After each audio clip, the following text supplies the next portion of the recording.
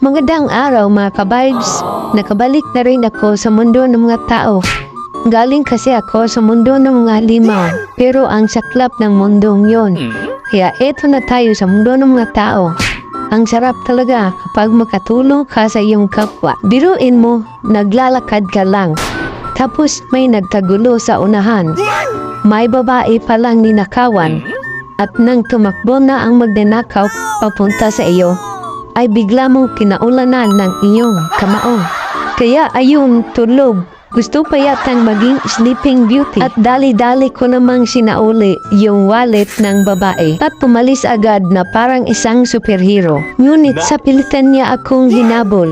Sana all naghahabol. Ay gusto lang pala niyang magpasalamat. Ngunit ito na ang ating pagkakataon. Kaya kinuha na natin ang kanyang Facebook upang i-chat natin mamaya.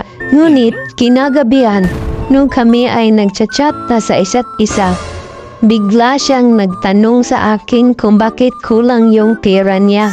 Sabi ko, hiniram ko lang, bayaran ko lang next week. Matagal siyang nag-reply, baka nagtampo siya o nagalit. Ngunit maya't maya ay nag-reply siya. Okay lang daw, basta bayaran ko siya with interest. Ako pa ngayon ang may utang sa kanya. Pero okay lang, handa naman tayo magbayad. Lalo na sa isang magandang katulad niya. At least magkaibigan tayo, di ba? Sana sa susunod naming pagkikita, nilibre na niya ako. Salamat!